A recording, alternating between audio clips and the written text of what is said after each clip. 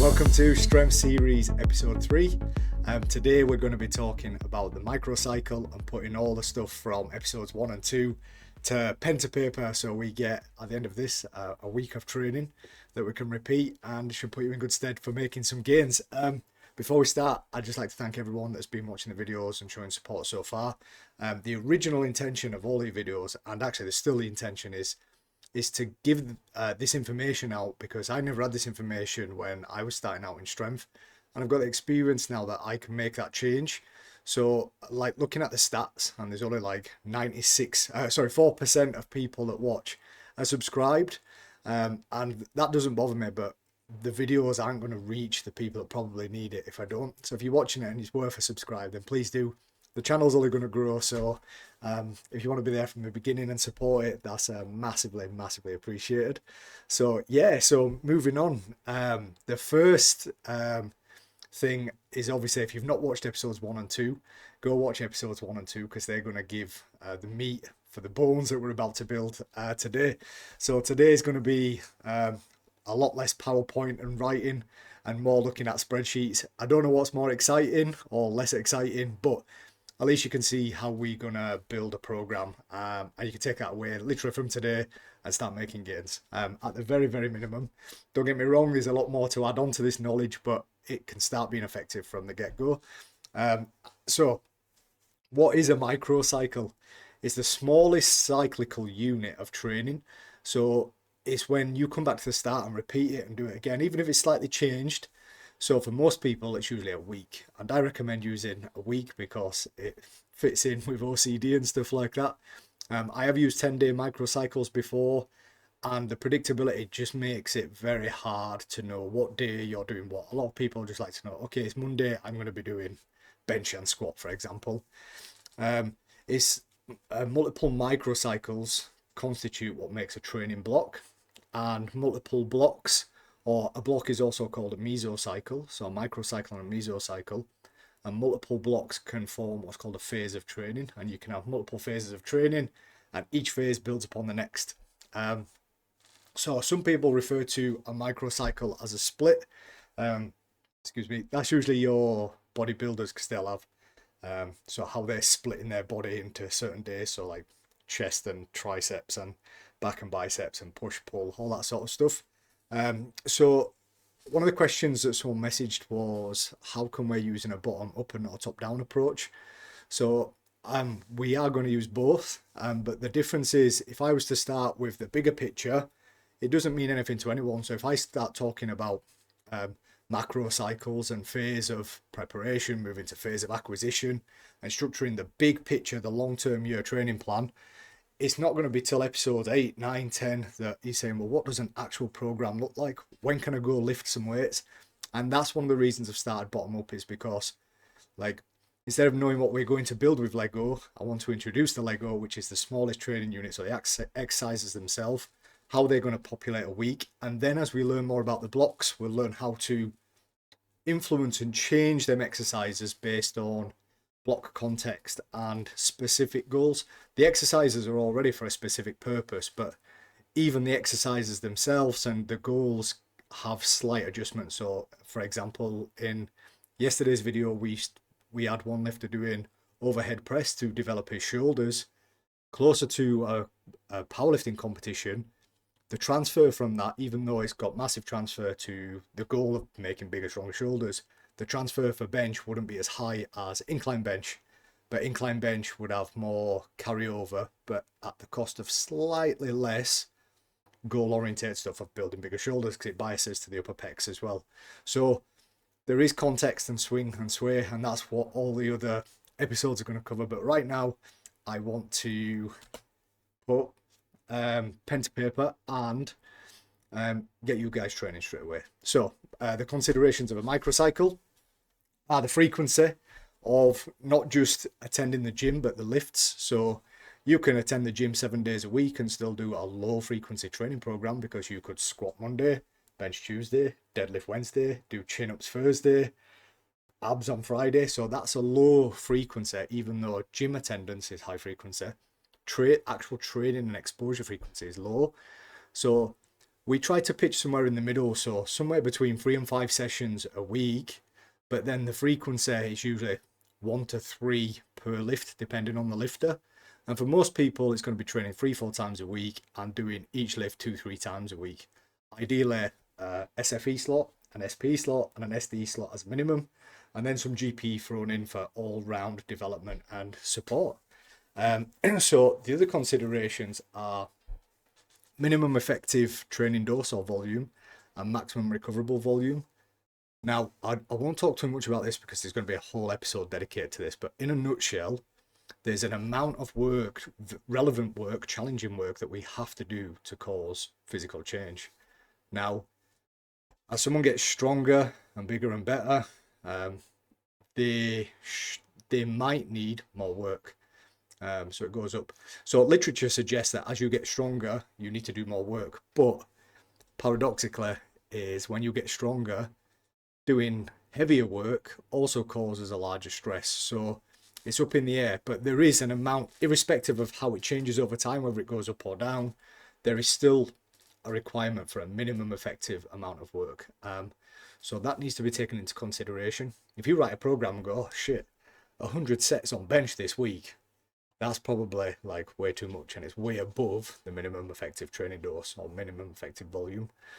Dose and volume are interchanged. The reason I try not to say volume too much is because people assume you mean reps and sets. You don't. You can do, the easiest gauge of work is total challenging sets.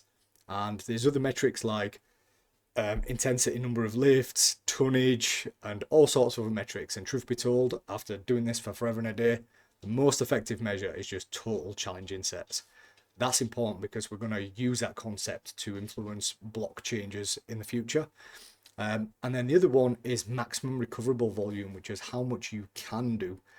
Just because you can do it doesn't mean you should. So perfect example would be a brand new lifter. Their minimum effective volume or minimum effective dose is very low. They can get away with doing very little and making big changes. Ironically, they can also get away with doing lots and lots and lots of work. They can just recover, and it's because what they're doing is not very challenging to their body. It's very light. They may only be able to bench 40-50 kilo. They could probably do 10 sets of 10 German volume training. I never recommend that. It's trash. But anyway, 10 sets of 10 German volume training, that would write off an advanced lifter. So beginners need to do less, but can also do more. Whereas advanced lifters might need to do more, but they can't do as much because it's harder work. So their window is a much narrower bandwidth that they can train in. So that needs to be taken into context when writing a training block. Again, there's going to be a whole episode to help you decision make and find out their minimum effective volumes and maximum recoverable volumes. We'll touch on this during this session anyway. The other consideration is the actual exercises. I'm hoping you've watched episodes 1 and 2 because that's going to show you what exercises should be used, including the reps and sets. I'll use them exact same examples in this session as well, not because it'll just do, it's because it's effective and it actually will work. So even if you just want to copy this verbatim and not even adjust it, it will work. Might not be optimized because it's not the exact variations that you should be using. But if you watched episodes 1 and 2, you should be able to swap them exercises out for your individual weaknesses. As mentioned above, the other consideration is block context. So there's different training blocks with very specific overall goals, and depending on what that block is, should influence where the work is being allocated. So in a peaking block, you're going to be doing lots more competition lifts and less general prep work. Whereas in a foundational block, there's going to be a lot more SPE, foundational work, and only a little bit of competition lifts, for example. The goal of this week and this session is to build up just a balanced training week. So it's not about peaking, it's not about accumulating volume, it's not about anything but just a good, solid, effective, foundational training week that we can build on over a few weeks, make that a training block, and then discuss other blocks and how we adjust this to make them unique blocks. So yeah, without further ado, we're going to switch over to Microsoft Excel, and I'm going to blow your mind with amazing Excel skills. I'm only joking, so it's going to be quite rudimentary, but Hopefully we'll get the point across, and I'll upload these Excel documents as well. So we're going to cover 3 days a week, 4 days a week, 5 days a week, and suggested, not the only way to do it, but suggested training setups and how to adjust them for each individual lifter. Yeah, and I'll put these for download in the comments after. Welcome back, and I'm hoping we can see Excel on the screen. And what we'll do, we'll just start with the general outlay of a 3-day week. It's a very simple looking Excel document, just so it's easy to read. And what we'll do is, once we've established where the slots, so SFE, SP, SD, GP will fit, and the loading parameters, we will then substitute them slots with actual exercises, and then adjust the loading parameters if needed, because sometimes movements that are tempo or inherently harder movements have usually got a slightly different rep range or loading ranges, because not all lifts are the same difficulty at the same percentage or RPE, even though the RPE is obviously reps in reserve or a scoring system out of 10. Sometimes the fall off is drastically faster on other lifts. But yeah, so let's hit the ground running. So we're just going to presume a totally balanced lifter, no crazy high volumes, no crazy low volumes, just an established, done a bit of powerlifting and wants to make some serious gains. So what I would do is, most people, I personally believe, should bench 3 times a week. So what we'll do, knowing that, we'll have a bench day here and we'll go SFE. And the reason the SFE is on a Monday is because Saturday, Sunday is the largest recovery window. So that ensures the bench sport form, the most important slot, is going to perform the best. So, and then the next important slot is when you're going to have a large recovery window. So SDE is the heaviest and probably most demanding type of movement. So we'll put bench SDE slot here. Remember, that's the one that's heavy, usually partials or tempo or something like that. And then the more larger roam, joint friendly, higher reps, other one is SP, and we will sit that right here. So that leaves squat and deadlift. So naturally, in the name of competition specificity, because you bench and squat heavy on competition, so you probably should train squat and bench heavy in the same session. So squat SFE and bench SFE. And then on Wednesday we'll do deadlift SFE and bench SP. Keep in mind the sport form exercise should be more important than the other. So even though in competition we bench first and then deadlift, in this case this is competition deadlift, where this could be something like our example yesterday, overhead press. And then that leaves deadlift and squat SD and deadlift and squat SP. So what I'd do is, Saturday, Sunday is the longest break that we have from training. So we could do squat SD here, and then we do bench SD, which allows the lower body and posterior chain to fully recover over 40 minutes maybe, and then deadlift SFE straight after that.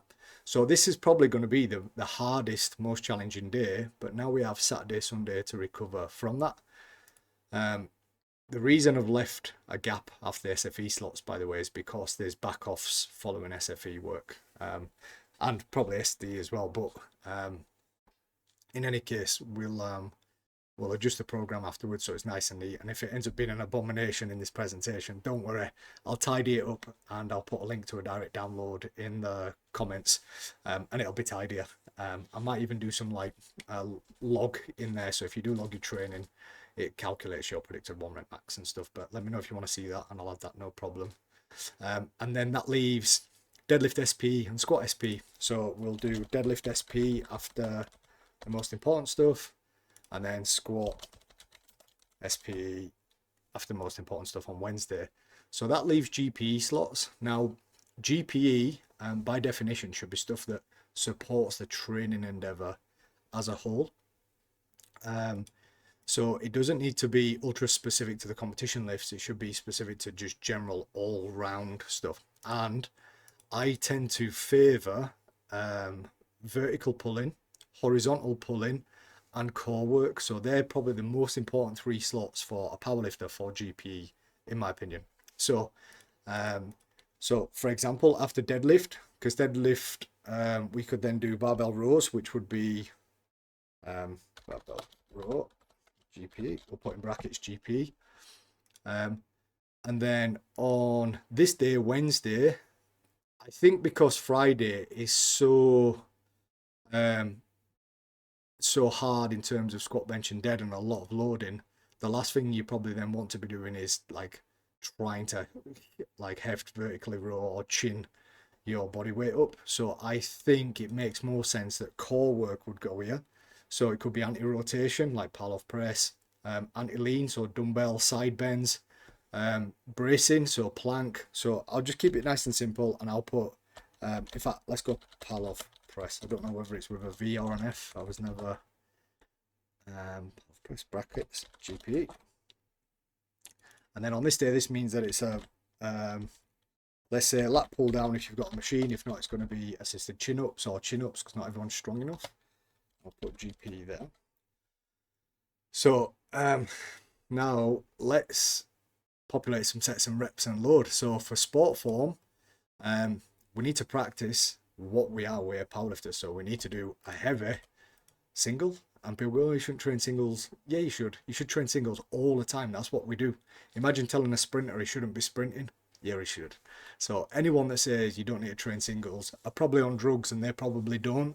So yeah, that aside, top singles are a must, especially for a drug-free lifter. It keeps advanced lifters from declining, regressing in strength very quickly, because they will as soon as they don't do it. And it also allows beginner lifters to constantly practice and refine that skill. So bench, 1 set of 1. So typically we do it at RPE 8 to 9. RP8 for most people is around an opener or 90% or just a little bit heavier, but I find for most people for sustainability it's around 90%. So that's one at RP8 for me personally. Some people it can be 93%, especially females and lighter lifters. Heavier and more explosive lifters tend to be late 80% or 90% bang on. That's just a guide. That's not, everyone's completely different. Stance, technique, explosiveness, it changes massively. But for most people, it's around 90%. So 1 at 8 for the top single, and then the back offs. Oh Lord, I'm going to have to insert another row. Mess my colours up. So we're going to need back offs. So again, a great starting point. It's probably 3 sets of 3, drop 10%. Keep it simple. We can drop 5% and do doubles, and another 5% and do triples. But just for the name of simplicity and trial and error, the less variables we have in the program, the easier it is to pinpoint what's working and what isn't working, because you might have a perfect exercise and the rep ranges, you might be doing multiple rep ranges, but you go, oh, I don't know if I'm getting the most out of the 2s or the 3s or the 5s. So then you have to reiterate. So it's an iterative process refinement. And the problem is, if you've got tons of different variables like rep ranges and stuff like that, you're not sure what's working or not working. Where with this, we'll hang on, we think the movement is perfect. Maybe it's the reps that we need to change. So instead of having multiple reps in a single session, just keep it nice and simple. So deadlift sport form, 3 sets of 3.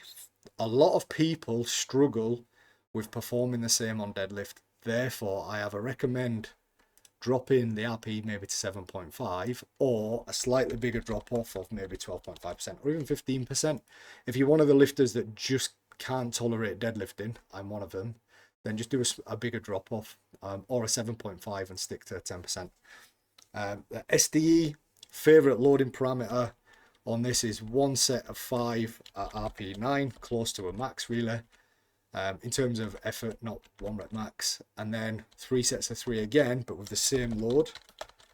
Repeat load. So I'm gonna have to insert. Bear with me. So let's just wish a bit of go. Boom. Excel skills. Technology. Right. So that leaves the SP slots and GP slots. So SP is sort of 3 to 4 sets, anywhere between sort of 6 and 20 reps. For most people, the sweet spot just seems around 3 sets of 8. So keep it nice and simple. Let's go 3 sets of 8. And the RPE has to be more than 7. Ideally, really high RPE, but if you push it too hard and technique breaks, or it's an absolute screamer, and it starts affecting the next session, you know you've probably just overcooked it a little bit. So happy training is hard training, but in a way where you can sustain. If you do a rep and go, right, I can get another one, but I'm now going to have to bounce it off my chest or flick my ass up on incline bench or do something weird and you've done it, technically that's more than an RP10 because you wouldn't have done it with good form. So never go that far in these movements. Well, you can go that far in these movements, but there's a time for that, and that's usually before you have time off or something like that. But in terms of sustainability, just keep it hard training. Be honest with yourself. It does have to be hard. I'm not telling you to pussy out, but like be accountable and say, yeah, that was challenging. But also don't kid yourself that you go, oh, well, I could have done another 2 reps when you had to cheat to do the one that you was doing. So what I'm going to do, I'm going to copy that for the SP slots. And then for the GP slots, we'll just do the same again, 3 sets of 8, but we'll put 8 plus, and we won't put, why is that? I don't know why that's not in the middle. Don't worry about it. So 3 sets of 8 plus, that just obviously saying do at least 8 reps on them movements. I don't put a load in there because you can train it hard or as light as you want. It's more just about all-roundedness, but you shouldn't be doing barbell rows that are that hard on Monday that when you come to deadlift on Wednesday, your traps, your collarbones, your elbows, your biceps are that sore that you can't perform. It's here to support the training, not drive the training. It's here to make you well-rounded and stop any true neglect, because thing is, so say for example, barbell rows, they'll develop a strong shoulder depression and retraction. But then let's say on deadlift, you start a little bit too close to the bar. When you go to break the floor, the bar will swing away from you. It's your lats that's going to allow you to pull that in. Now, if you don't do any GPE, which you don't need to do, but there's less room for error. So when you deadlift and that bar swing does happen, there's less likelihood that you're going to be strong enough to correct it quick and strong enough that you'll still execute and complete the lift. So, but on the flip side, you shouldn't be failing the lift because you go, oh, rows were too hard on Monday. Common sense. So your biggest efforts should really be in SDE. They're the lifts that no matter what block you're in or what stage of training will yield large training in terms of both physical and strength. It's the bridge between the SPE bodybuilding compounds and the competition lifts and the skill. It really is like the gel that holds everything together. So back on the program. So let's take a theoretical lifter who is weak out of the hole on squat. So if he's weak out of the hole on squat, that's a positional weakness, and we can address that with SDE via post squats.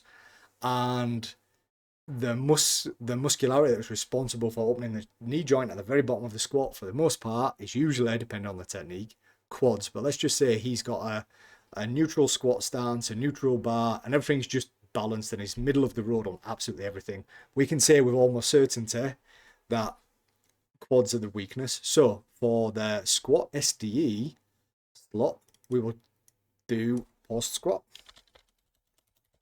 And let's just say 3 seconds. That's usually enough to let the stretch reflex dissipate. So it's a manual effort on making the lift. And then for his SPE slot, if it's weak legs, if it's close to competition or a more competitive block, which we'll cover in further episodes, I'll probably do something like SSBs or something like that. Given that this is a new lifter and you guys maybe you're just venturing out on this, I'd favour something that's more athletically friendly and not powerlifting specific, especially if it's off season. So in this slot, keep in mind the criteria for SPE is any movement which trains some or all of the muscularity in the sport form exercise. Something like Bulgarian split squats or lunges is absolutely fine here. Bulgarian, can't even spell, split squat. Now, let's say the same lifter for bench, he struggles to get the bar really going off his chest. He's strong enough to lift the weight because we know when it does move off his chest, it picks up speed and is quite explosive throughout. It's just getting it going. So again, the muscularity part of moving the bar off the chest is usually depending on where it's sat. If it's sat very low down, it might be front delts, but for most people, it's going to be the pecs. So for bench SPE, super close to competition, we'd probably do something like wide grip bench press because it emphasizes the pecs more. But that's very, very specific to powerlifting.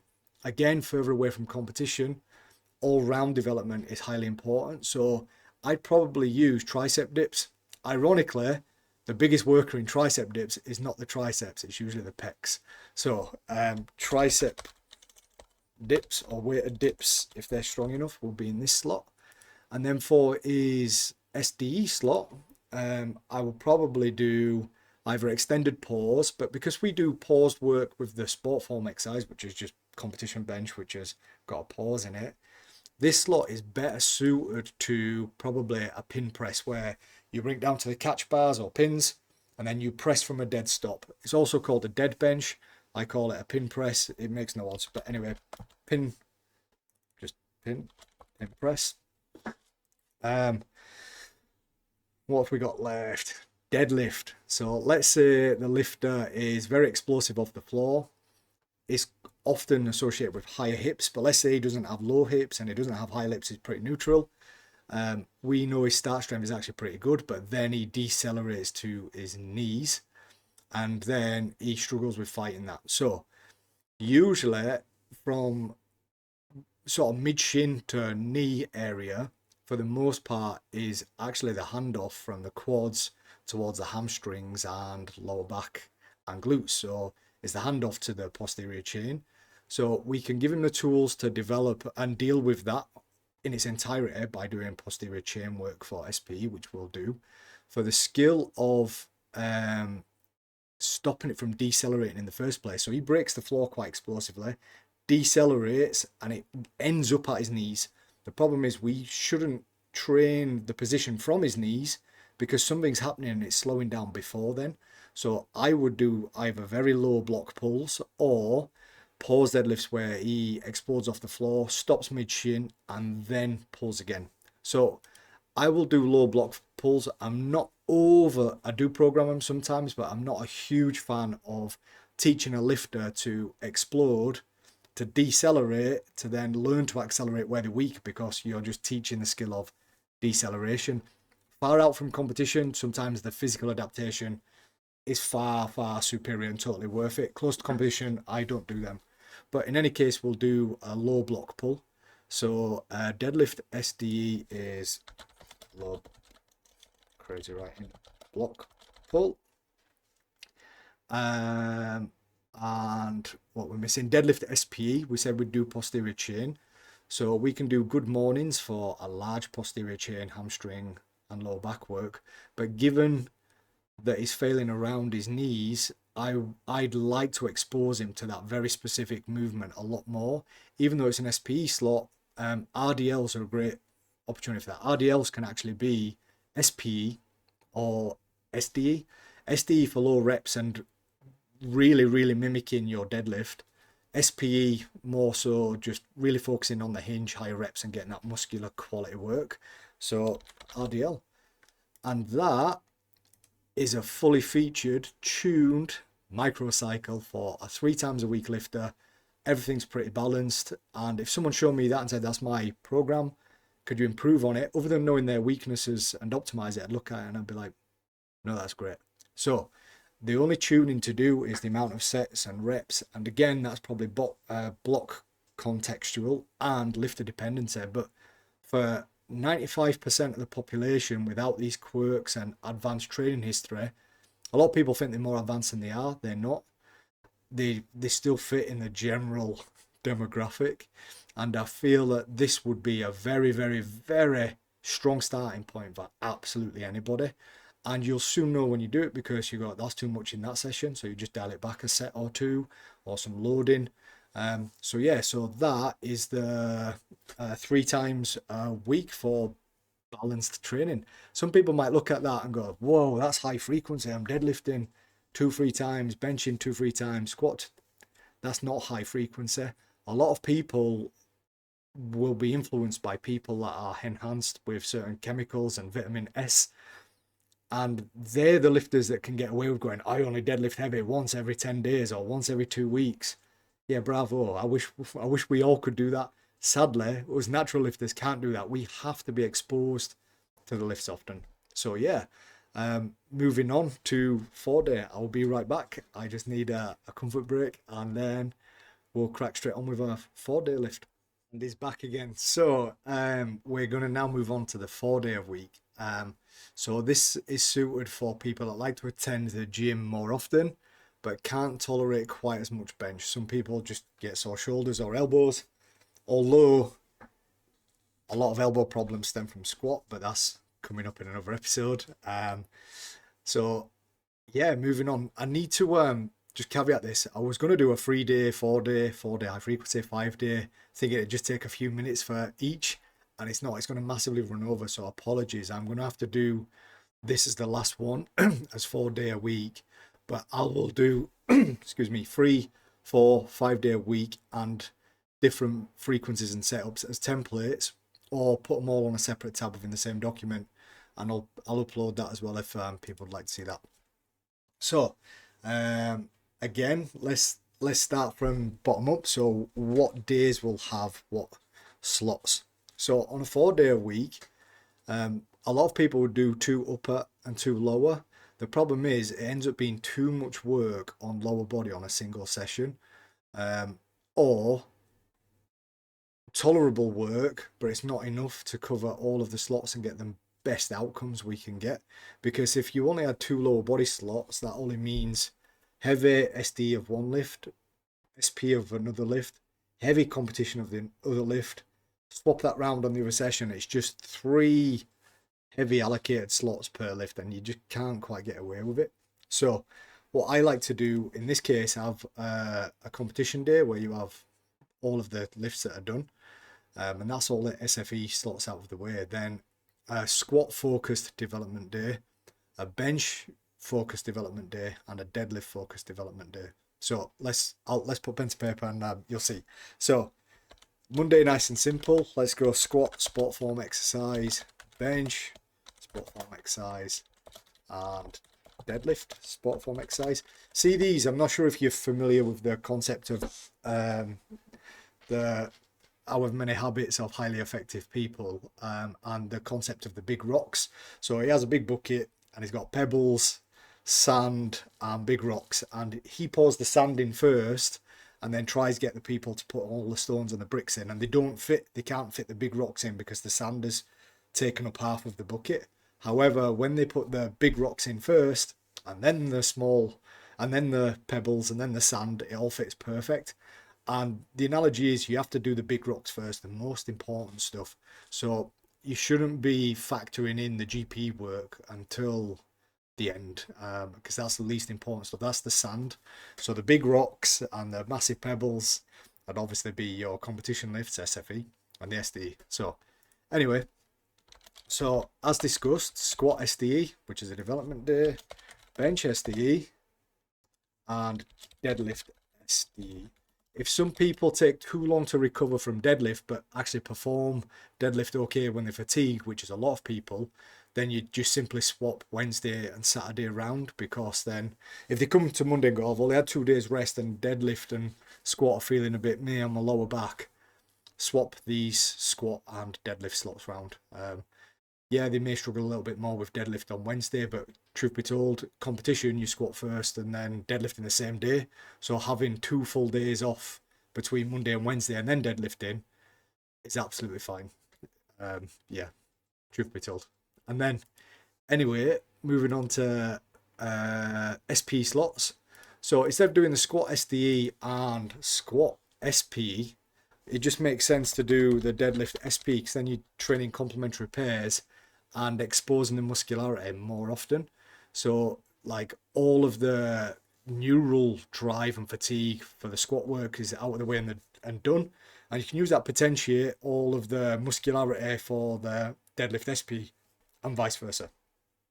So squat, SP, and bench, you can get away with doing SP straight after. Bench is very...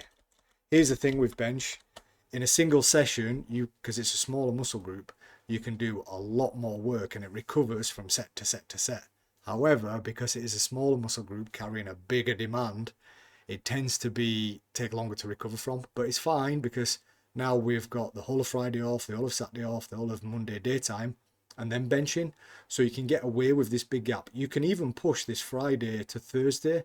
With this setup, the days can slide. The only rule is you need the Sunday and Tuesday off, which is the day before and after the competition day, because this is lower, upper and lower, they can slide forward or backwards a day, so it's quite flexible, or to fit someone's individual program. So if you go, I've got chess club on a Thursday, on a Wednesday, you can just push this to the Thursday or the bench to the Thursday. It makes no odds. So yeah, I'm just highlighting that. So squat. So when we do the squat SDE, the deadlift SPE, we can then do the squat SP after it. A word of caution on this setup, because there is a lot more work. So look at this, that's a lot of work. Imagine now having to do all of that and the competition lift, one of the competition lifts as well, on a single day. So 2 upper days and 2 lower days in that split doesn't work unless one day is drastically light, and you're going to miss out so much work. So a lot of people revert to doing a heavy single and then bodybuilding on each individual muscle group that's just got 0 carryover, and that's how you end up with people going, oh yeah, I do conjugate drug-free lifters, that is, and they look muscular and they're weak as shit. All the best conjugate lifters, or not all, but a vast majority of them, are on drugs. There's nothing wrong with that. It's just highlighting that you can't expect the same outcomes doing that type of training as a drug-free lifter.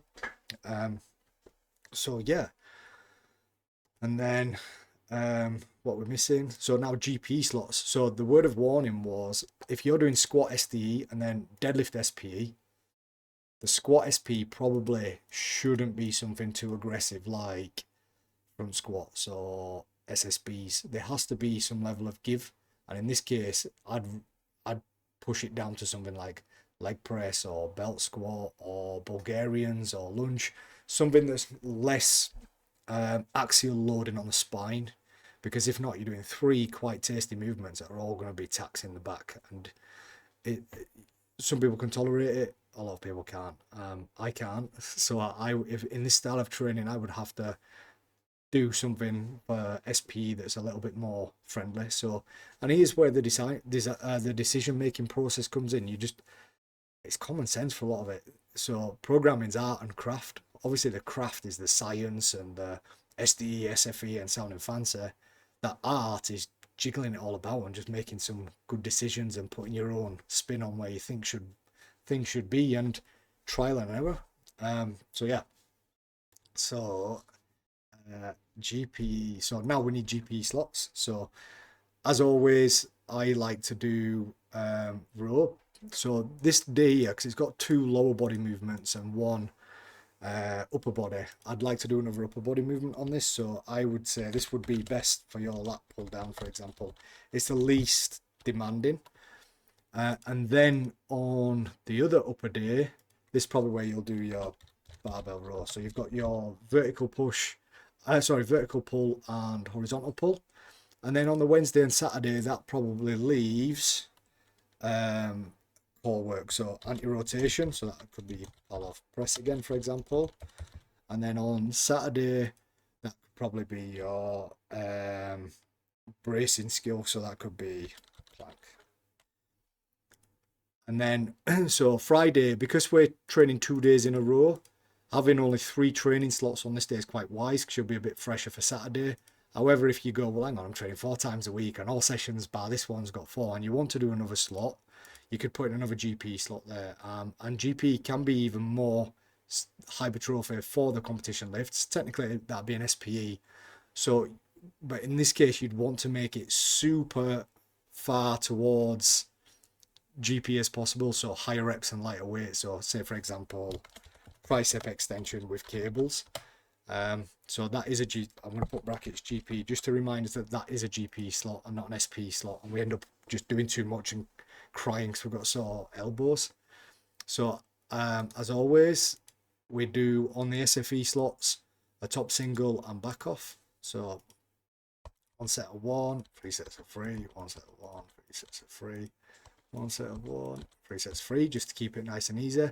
If it's too much in a single session, you may work out that it works out best that you do 2 sets or 2 reps. But this is where the trial and error comes, and this is how you tune for you. There's some more objective measures which we're going to cover in future episodes, which include velocity gauges, grip strength in the mornings, massively correlated with a day's readiness.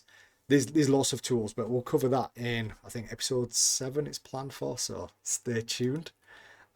So RP8, oh my god, RP8,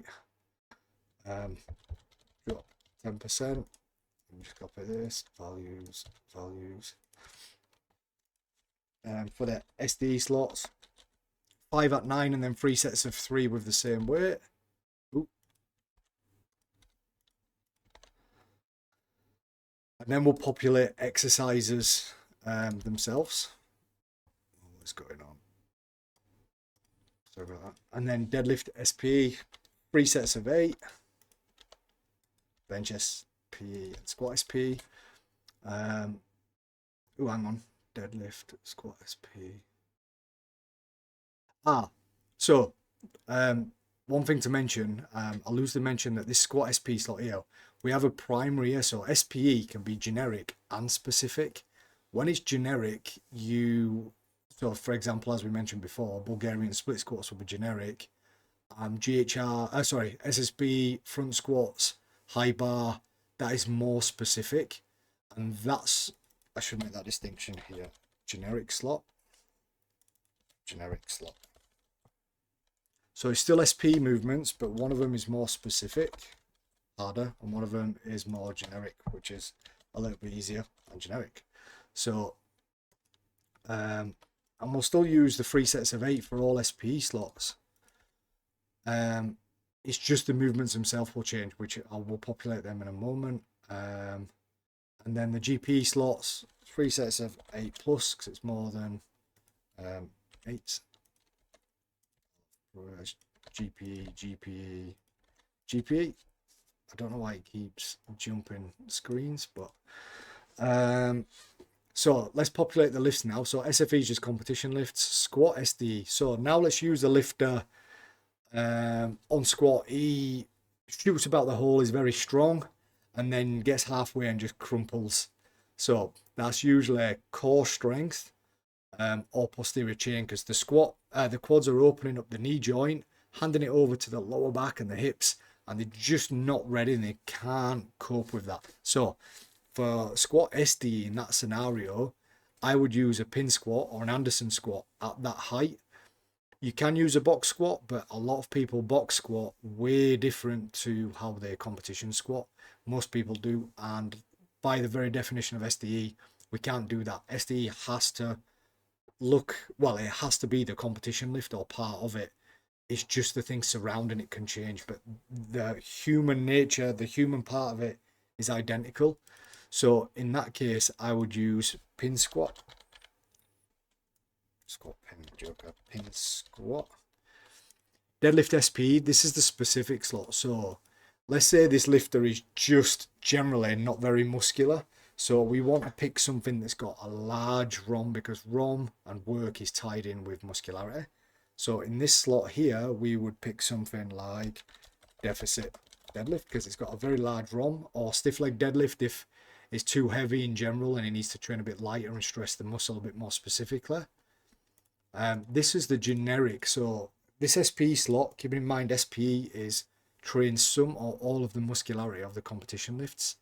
In this case, I would use unilateral type stuff. So single leg press, lunge, Bulgarian split squat, step ups. So we'll use dumbbell step ups in this slot. Bench SD. Let's say this lifter is just, He sets off quite explosively, gets to the top third, and it just slows and slows, and his lockout always looks a bit of a mess. And usually it's not because the strength isn't there, because he can unlock it to begin with. It's because he's always trained with very light weights, and because he's always trained with very light weights, he's exploded and lets momentum finish the lift. Now puts heavy weight on, explodes like usual, but now he's getting to the zone where he hasn't really trained or stressed that part of the lift because momentum's always finished it for him. So now he gets there, struggles. So we need to recode him to apply more and more force the higher the bar goes. So there's three ways mainly to do that. Lifting with chains, I don't really recommend it because it's not as drastic as enough. A slingshot bench, or even a bench shirt, but sometimes that can drastically look different to their competition lift, where a slingshot doesn't. Or bands. So let's go slingshot, slingshot bench.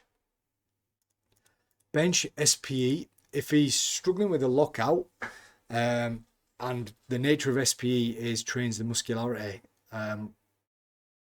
for that lift, and we want to target the SPE, we're probably going to use a closer grip bench to really stress the triceps, or even a JM press, or even something as generic as skull crushers. But because this has only got one SPE slot in this training program, then I will be reluctant to use something too far away from the competition movement.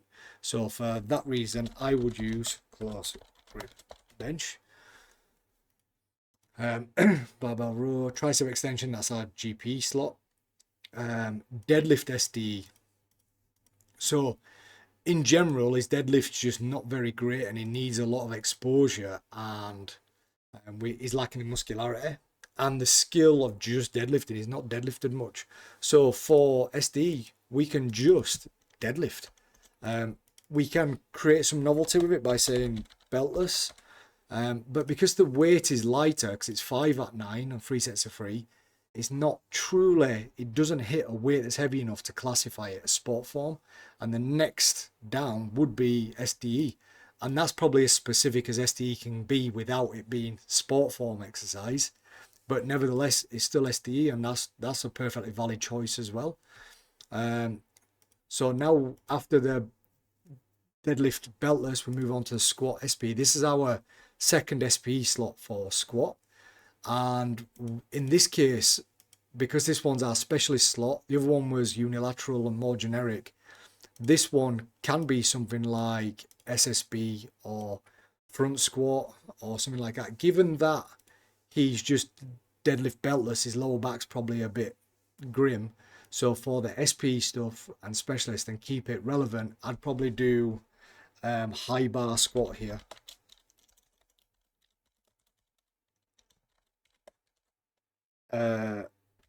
No sleeves, and the reason is no sleeves is so we know from his squat that it goes to rat shit halfway up the lift, which is posterior chain. We've already smashed the lower posterior chain and the hinge element with the deadlift, so the other part of it is upper back, and high bar squat is a lot more upper back, and SSB or front squat's a lot more upper back, and even mid back. Not so much low back because the spine angle is more upright, so it's less stress on it.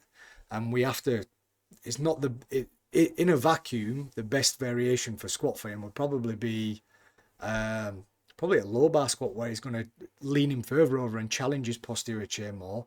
But it's not in a vacuum. That's already been stressed with the other movements. So again, if ever in doubt for SPE, pick large ROM movements to develop muscularity as a whole.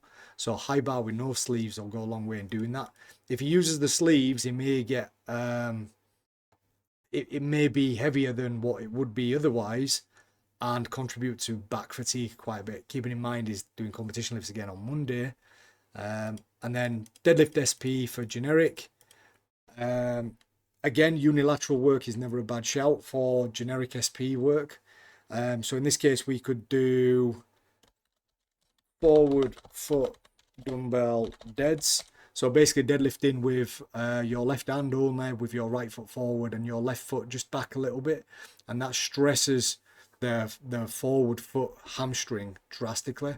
Other alternates, dumbbell RDLs, GHRs, hyperextensions, I wouldn't want to do hyperextensions because doing the beltless deadlift and the high bar squat, his lower back is probably already stimulated. But if it wasn't for them movements, absolutely you could do something like GHR or hyperextensions. So yeah, let's. I'm totally aware of put the loading, the reps and sets and loading in this column is absolutely fine. I'll neaten it up and make sure that when I upload it is sanitized and everything makes sense. But yeah, so if there's any questions or there's anything that you want to see in particular, feel free to drop us an email. I'll put my email in the link, and yeah, we'll go from there. I'll just drop in the comments. Don't forget to subscribe. And yeah, thanks for watching. Again, thanks for watching episode 3 and the programming. So look forward to episode 4. So episode 4 is going to talk more about structuring blocks of training with very specific goals, bigger picture goals, not just individual lift goals, and the use of preloads and deloads, understanding phase potentiation in that how each block can get more out of the next one, and making the whole bigger training picture much clearer and how to establish long-term training plans. So thanks again, and don't forget to subscribe, and look forward to episode 4.